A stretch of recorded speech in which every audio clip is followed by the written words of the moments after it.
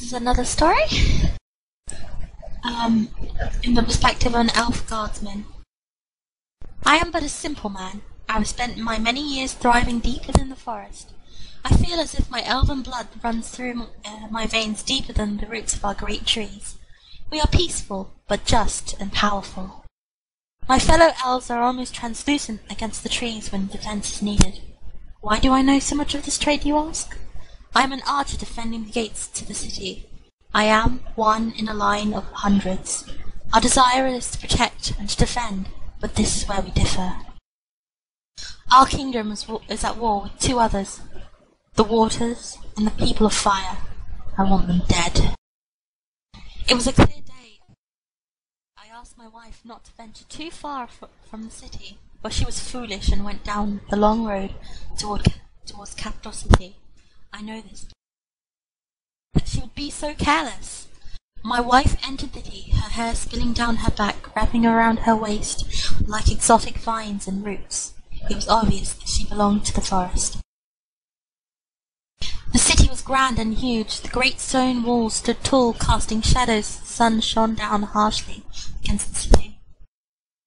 Her movement was like a dance as she walked down the city paths. I noticed the waters and the fires staring, their vile tongues flickering at the sight of her. I wanted to cast a spell to make arrows rain from the sky and cause massacre to these disgusting enemies. I was startled when I saw her conversing with a tall blonde woman. She wore a long dress pinned in at the waist with the obvious colours of water. My blood was like magma coursing through my veins, gritting my teeth that she betrayed Forrest so casually. She betrayed me.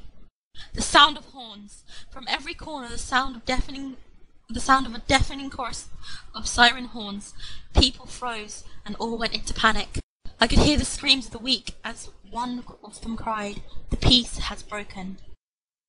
Suddenly the sky crackled with thunder and lightning. The clouds scattered around the sky, forming whirlpools to twist and contort within the sky. Great rings of fire and choking smoke twisted in the air. Water is attacking. Fire is attacking. As if by reflex, my bow was already tight within my grasp. I took it out and looked towards my wife. The tall waters woman's hand seemed to be covered with a blue liquid fire.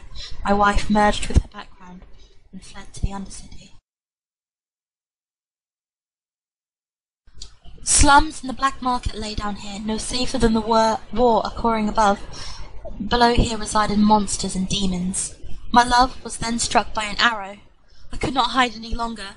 I shot my enchanted arrow straight through the head of a skeletal archer, causing its skull to crumble and crack, causing a cloud of bone dust to whip around us in the Undercity, similar to the choking smoke of the fire people. She gasped and then ran towards me, her hand pressing against the arrow that jolted from her side, the blood leaving a trail, attracting more monsters. Rhea, my wife, took a small chunk of my limley wood and began to pray for healing. The blood stopped dripping from where it had pierced her skin, and now was smooth and new. The warfare above us heard shattering bones, arrows cast, thunder and burning. Rhea and I ran to the ancient ruins of the water cove to hide until it was safe to emerge. The shadows of demons hissed as they climbed all over the ruins. There was very little light down here, and all was a strange quiet. But then I heard a whisper. My mind was like daggers swiping at the air. Paranoia tied with instinct. It went dark. Footsteps echoed around the cove, but yet we were still frozen, rooted to the ground by fear. I knew better than to run, but Rhea didn't. She let out a blood-curdling scream as arrows flew in every direction. This would be our demise. The now broken deck we stood on started to creak. The enchanted stones in the water gave off enough light to see the faint dark silhouette of movement underwater. The lone water grabbed Rhea's leg and pulled her under the murky water. Even my speed was not quick enough when my opponent was in his element. He entombed her with a spell. I watched as my wife slipped away, beating at the glass, praying for her. She was gone. Nothing I could do would bring her back. It was her foolishness that brought her here. It was my carelessness and pride, and now she was dead at the hands of the water. I yelled for the filth to stand against me with honour. I knew he could not entomb me while keeping Rhea captured like this. He emerged from the water.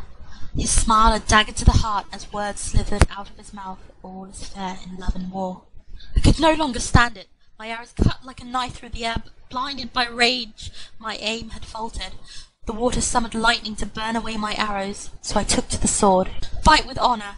My words were like a quake of the earth. He drew his blade and faced me, laughing and taunting me. Very too confident with an opportunity, and I took it. The blade had ended him, and my wife was now free. I lay her body closest to the dim light, her skin soaked, ice to the touch, and her face as pale as a ghast's. Her eyes would forever haunt me. The soft shades of forest had left her.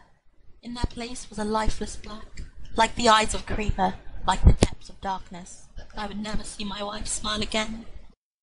It was with this knowledge I ventured home after hours of war. The city was quiet, carrying her body. Once I had made the long road home, I lay her at the gate of the forest. The elves were around me at once. Their anger sent tremors to the very core of our roots. We are coming for you, water scum, for the forest, for the elves, and for revenge.